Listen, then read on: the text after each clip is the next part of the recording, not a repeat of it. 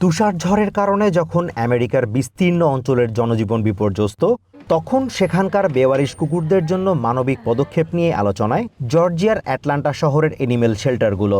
নিজেরা এসব বেওয়ারিশ কুকুরকে আশ্রয় দেওয়ার পাশাপাশি অ্যাটলান্টাবাসীকেও এই কাজে সক্রিয়ভাবে অংশ নেওয়ার আহ্বান জানিয়েছে তারা।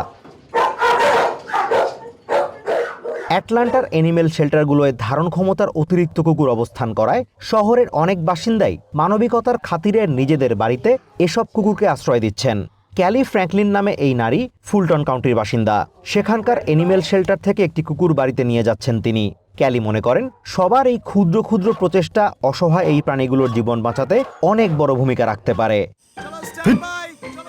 লাইফে কোনো কিছুর গ্যারান্টি নেই, তাই ইন্স্যুরেন্স করুন সিটি ব্যাংকে, কারণ ইন্স্যুরেন্স করলে সিটিতে সুরক্ষা পাবেন নিশ্চিন্তে।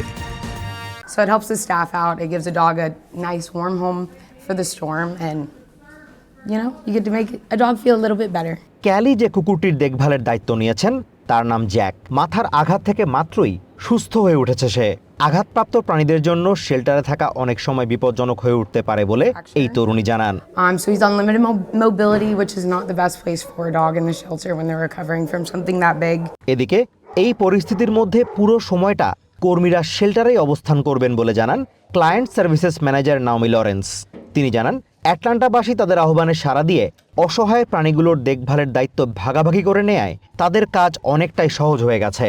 The county has helped us out and we feel pretty prepared. So we've got a crew of about 20 confirmed staff that are staying the night tonight, and they can also stay the night Sunday and Monday night as well if we need. অন্যদিকে Lawrence মনে করেন, এই প্রাণীগুলোকে কিছুটা ভালো রাখতে তাদের আশ্রয় দিতে অনেক বড় বাড়ির দরকার নেই, দরকার শুধু উদার মানসিকতার।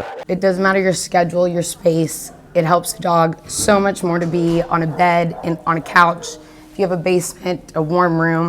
শেল্টার কর্তৃপক্ষ জানিয়েছে, পূর্বাভাস অনুযায়ী যে প্রবল ঝড় আঘাত হানতে যাচ্ছে, সেই ঝড়ে এই প্রাণীগুলো এক রাত বাইরে থাকলেই তা তাদের জন্য প্রাণঘাতী হয়ে উঠতে পারে। Azimur Rashid Kanak, one international desk.